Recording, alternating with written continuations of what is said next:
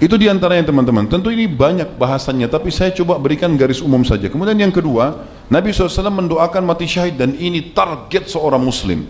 Mulai detik ini teman-teman, niat kepada Allah SWT dengan tulus supaya pada saat mati syahid. Dan jangan takut, jangan takut. Orang yang mati teman-teman sekalian, yang dia rasakan adalah sakaratil maut, malaikat cabut ruh. Enggak ada yang lain. Jangan antum terpengaruh dengan pemandangan. Ada orang ditabrak kereta api, kepalanya hancur. Ada orang tenggelam di lautan, dimakan ikan, nggak ditemukan sepotong pun badannya. Ada orang naik pesawat meledak, nggak ditemukan, hangus. Dan ada orang mati di ranjang. Mana mati yang enak? Hah? Kenapa lama berpikir? Sama saja, karena yang dalam Islam kita diajarkan, yang sedang dihadapi oleh orang yang sedang mati, baik yang ditabrak kereta api kepalanya hancur, yang makan ikan, yang meledak di pesawat, yang di atas sana, sama saja melihat malaikat maut mencabut ruhnya. Yang ditabrak kereta api nggak lagi bilang, aduh kepala saya hancur, nggak lagi, aduh panasnya api, nggak ada. Itu yang penting digarisbawahi. Jadi tidak perlu takut mati itu, gitu kan? Nah kalau sudah tahu poin ini teman-teman, melangkah setelahnya. Islam suruh mati syahid, membela agama Allah. Makanya para sahabat kalau menyerang musuh itu luar biasa. Dan beda dengan musuh, musuh berharap bisa menang tanpa harus mati. Kalau kita enggak, bukan menang dulu, mati dulu. Iya, jadi mujahid itu masuk medan perang, yang dicari mati dulu. Mereka berlumba-lumba. Sahabat itu begitu pecikan takbir diucapkan, mereka berlumba-lumba di saf pertama menyerang musuh, berharap.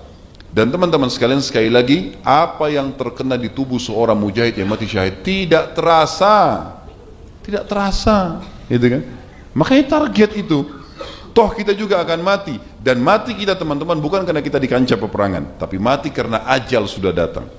Makanya Khalid bin Walid radhiyallahu anhu seorang mujahid yang terkenal, sampai dapat julukan pedangnya Allah yang terhenus, gitu kan? Tapi beliau mati di atas ranjang. Beliau mengatakan, demi Allah tidak ada sedikit pun tempat di badan saya kecuali ada sabetan pedang atau tombak, hantaman tombak atau anak panah. Semua badannya kena luka semuanya, nggak ada tempat sedikit pun, dia bilang. Tapi hanya saya mati seperti matinya wanita. Beliau tidak mati syahid di medan perang, beliau mati di rumahnya, gitu kan? Lihat bagaimana Allah SWT memilih. Dan memang teman-teman, orang mati syahid di kancah peperangan adalah orang yang memang paling ikhlas niatnya. Kata ulama, siapapun yang mati masuk kancah peperangan, tidak usah mimpi dia mati, kecuali dia orang paling ikhlas dan berharap. Karena memang Allah memilih siapa di antara mereka yang layak untuk mendapatkan syahadah. Nabi SAW menjelaskan pada saat beberapa syuhada Badr mati, beliau mengatakan pada saat jenazahnya dikuburkan, teman-teman kalian ini semua sekarang sedang meminta kepada Allah, sedang berbicara dengan Allah. Dan mereka berkata, ya Allah, kembalikan kami ke dunia, karena kami ingin perang lagi, mati lagi. Jadi bukan kembali untuk ketemu istri, ketemu anak, kembali kerjaan, makanan favorit, bukan. Kembali, kalau dia sudah lihat nih apa yang Allah janjikan, dia kembali mati, kembali hidup, berperang supaya dibunuh lagi. Hanya itu, karena luar biasa karunia Allah berikan. Lalu Allah mengatakan, sudah menjadi hukumku, tidak akan ada pernah yang kembali. Lalu mereka berkata, ya Allah, kalau begitu sampaikan kepada saudara-saudara kami yang belum menyusul kami, agar mereka nggak usah takut, nggak usah sedih, mati aja di jalan Allah, sudahlah, nggak usah ragu, gitu kan? Itu pun belum tentu dia mati loh ya, kalau dia masuk aja belum tentu dia mati. Kalau dia ikhlas, Allah kasih dia mati itu, ya. Maka turunlah firman Allah SWT, a'udzubillahi minasyaitonirrajim, wala tahsabanna alladziina qutilu fi sabilillahi amwatan bal ahya'un yurzaqun. Jangan kalian mengira orang-orang yang mati di jalan Allah mereka mati, tapi mereka hidup di sisi Tuhan mereka, dan mereka diberikan rezeki yang melimpah. Farihina bima atahumullah min fadli. Mereka selalu gembira terhadap apa yang Allah karuniakan kepada mereka. Wa yastabshiruna billadzina lam yalhaqu bihim. Dan mereka menyampaikan berita gembira kepada orang-orang yang belum menyusul mereka. Allah khaufun 'alaihim wa lahum yahzanun. Agar mereka jangan takut dan mereka jangan sedih. Jadi target kita mati syahid. Sifat pengecut habis ceritanya dalam Islam. Nah, gak ada ceritanya. Pengecut itu orang yang suka gebukin istrinya, itu pengecut. Pengecut itu orang yang suka gebukin anaknya, itu pengecut. Mereka dilindungi teman-teman sekalian. Pemberani orang yang masuk di kancah peperangan, jihad dikumandangkan, dia di saf pertama, itu pemberani. Harus berani nih, harus pada tempatnya. Makanya Nabi SAW berdoa agar dijauhkan dari sifat pengecut itu sendiri. Baik, teman-teman sekalian, kalau kita bicara masalah syahadah, kita tidak bisa lepas dari masalah jihad. Maka kita akan bicara sedikit tentang masalah jihad. Tentunya panjang bab yang kalau kita mau bahas. Jihad itu akan jadi wajib fardu ain dalam beberapa keadaan. Yang pertama, kalau wilayah kita sedang diserang, seperti kasus Palestina dijajah oleh Israel, atau dulu Indonesia dijajah oleh Belanda dan Jepang, itu sudah tidak ada pilihan, fardu ain, harus antum melawan, membela. Yang kedua, kalau pemimpin wilayah, pemimpin negara kita itu memanggil untuk jihad, memanggil untuk jihad, maka pada saat itu dia sudah wajib untuk berjihad, ikut dengan pemimpin tersebut, gitu kan? Baik ini membela negara ataupun memang ekspansi Islam. Yang ketiga, orang yang terjebak di sebuah wilayah konflik yang memang itu terjadi perang agama. Dia lagi safar satu tempat, ternyata pesawatnya dibajak lah atau apalah, kemudian dia masuk satu lokasi konflik, lagi terjadi perang agama, ya sudah, dia ikut di situ. Antara Islam dengan yang lain tentunya, bukan antara non muslim, tapi antara Islam sama agama lain. Ini termasuk sebagian ulama mengatakan masuk dalam masalah fardu ain. Dia sudah membela dirinya, nggak mungkin dia lari dari kancah peperangan, karena lari dari kancah peperangan dosa besar, gitu kan? Termasuk Imam Madhabi masukkan dalam hadis Nabi SAW, hitunglah 7 dosa besar yang membinasakan diantaranya tawalli yaumaz zahf, lari dari kancah peperangan. Jadi nggak ada sifat pengecut, putus asa, sangka buruk. Ini habis teman-teman, nggak ada dalam kehidupan kita. Buang jauh-jauh. Nggak boleh pengecut, bela kebenaran, agama Allah. Nggak boleh putus asa, gagal, tetap bangkit. Yakin semua ada pahalanya. Sampai kata Nabi SAW, kalau di tangan kalian ada ya bibit tanaman, sementara kalian tahu besok kiamat, tetap tancapkan. Jadi, nggak ada urusannya itu. Tetap saja. Abdullah bin Umar pernah menanam semacam pohon kurma di akhir hidupnya beliau. Murid-muridnya tanya, kenapa anda tanam ini?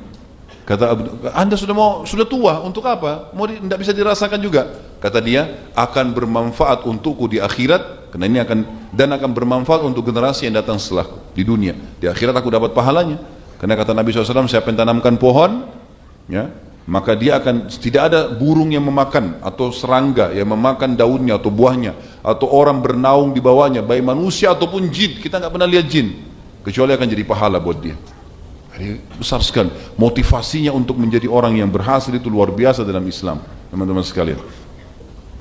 Jadi ini termasuk hal yang mesti digarisbawahi tentunya. Baik, jihad di sini berarti fardu ain kalau tadi 3 keadaan ya, sudah saya jelaskan. Kalau kita tiba-tiba diserang, dijajah, atau pemimpin negara kita mengajak, atau kita terjebak di wilayah yang sedang konflik dan memang antara Islam sama non muslim, kita tidak boleh lari dari kancah peperangan.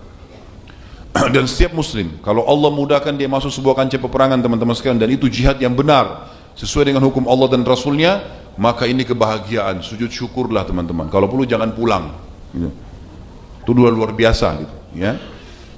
Kemudian dia bersifat fardu kifayah hukumnya. Kapan dia fardu kifayah? Dia bukan wajib, tapi dia boleh dikerjakan, cuma gugur dengan adanya mengerjakan. Seperti kita sekarang umat Islam Indonesia dengan muslim yang ada di Palestina, ini fardu kifayah. Yang di dalam fardu ain, yang kita fardu kifayah, gitu kan? Kita sudah cukup. Seperti orang sholat jenazah namanya fardu kifayah. Kalau sudah ada sebagian yang sholat, yang lainnya gugur. Wajib tapi cukup dengan ada yang sudah mengerjakannya, gitu kan?